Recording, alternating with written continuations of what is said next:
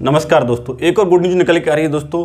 कहा जा रहा है कि भैया जो लोकल के बैंक हैं उनके लिए यहाँ पर अथॉरिटी मिल जाए कि वो आसानी से यह क्लियर कर सकें कि किसे लोन रजिस्ट्रेशन देना है और कौन से अकाउंट को किस कैटेगरी में रखना है, मतलब स्टैंडर्ड में रखना है, एनपी में रखना है, क्या रखना है। यह पूरी बात यहाँ पर कही जा रही है मिस्टर अनिल भारद्वाज, जो कि सीईओ हैं फिस्मे की। फिस्मे मतलब federation of India small micro and medium enterprises, जो कि एक बड़ी संस्थान है। जितनी भी एमएसएमई हैं उस सभी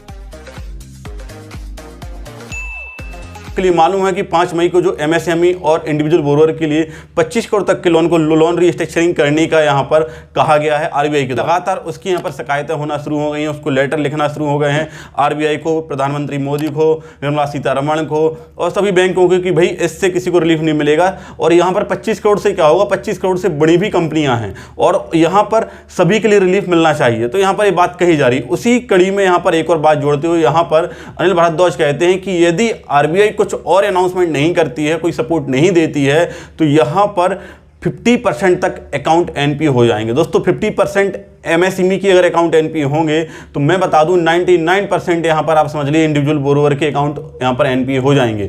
अब आरबीआई के लिए कुछ ना कुछ यहां पर डिसीजन देना ही होगा और बहुत जल्दी अनाउंसमेंट कर सकती है। उन्होंने कहा है कि यहां पर निर्मला सीतारमण के लिए मतलब फाइनेंस मिनिस्ट्री और आरबीआई मतलब शक्तिकांत दास को एक साथ बैठ के सिचुएशन के हिसाब से, कंडीशन के हिसाब से यहां पर कुछ रिलीफ प्लान करना चाहिए और फिर जल्द से जल्द रिलीफ देना चाहिए, अदरवाइज बड़ी क्राइसिस आ सकती है। वो आगे कहते हैं कि जैसे कि आरबीआई ने कहा है कि भैया 31 मार्च 2021 तक अकाउंट स्टैंडर्ड होना चाहिए। 31 मार्च 2021 तक अकाउंट किसका स्टैंडर्ड होगा? जिसका बिजनेस सही चला है।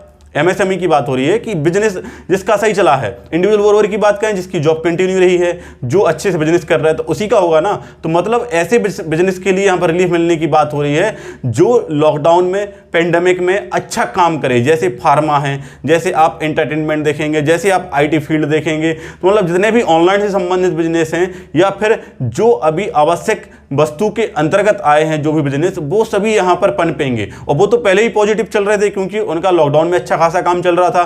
फॉर एग्जांपल ले लें, फार्मा को ले लें, मेडिसिन को देख लें, लगातार चले हैं, तो 25 करोड़ तक के उनको तो फायदा ही मिलेगा ना, इनको तो फायदा मिल जाएगा। लेकिन वास्तव में जिनका काम ठप है तो वो तो 100% एनपीए हुए होंगे ना, तो उनके लिए रिलीफ मिलना चाहिए। लेकिन आप कह रहे हैं अगर एनपीए हो चुका तो उन्हें रिलीफ मिलेगा नहीं, तो ऐसा कैसे हो सकता है? अगर उन्हें एनपीए हो गए और या फिर उनका अकाउंट स्टैंडर्ड नहीं है या जो भी कंडीशन उनके साथ, उस कंडीशन के हिसाब से अगर आपने कह दिया कि उनको नहीं मिलेगा लोन रिस्ट्रक्चरिंग या फिर मोरेटोरियम में कोई अदर रिलीफ, तो कैसे काम चल पाएगा? वो तो और जो एमएसएमई है, जो इंडिविजुअल बोरो है, वो परेशान हो जाएगा ना। यहां पर पूरा इन्होंने अपना एमएसएमई का पक्ष रखा है, लेकिन आप इससे इंडिविजुअल को भी यहां पर आप रिलेट करके देख सकते हैं, क्योंकि जब रिलीफ मिलेगा तो सभी को अनाउंसमेंट होगा और सभी के लिए मिलेगा, क्योंकि एक किसी के लिए नहीं मिल पाएगा। आपके लिए मालूम है कि यहां पर फेडरेशन ऑफ स्कूल के बोल रहे हैं, फेडरेशन ऑफ यहां पर ट्रक ड्राइवर, बस ड्राइवर भी बोल रहे हैं, फेडरेशन ऑफ यहाँ पर ओला ऐप के भी बोल रहे हैं। तो लगभग सभी प्रकार की फेडरेशन यहाँ पर बात रख रही है। बहुत जल्दी अनाउंसमेंट होगा और पॉजिटिव यहाँ पर न्यूज आप सबको मिलेगी। दोस्तों मैं आप लोगों से एक बात और बोलना चाहूंगा, अगर आप लोग भी अपनी बात रखते हैं तो बात रखने में कुछ जा नहीं रहा है, ट्विटर हैंडल से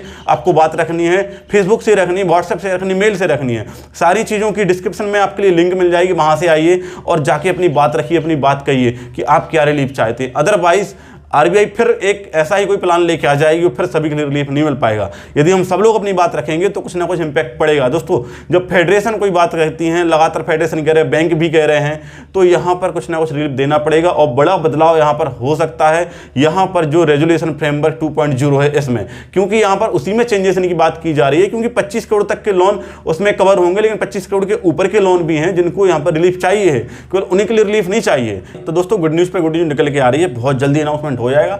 थोड़ा सा संयम बनाए रखिएगा।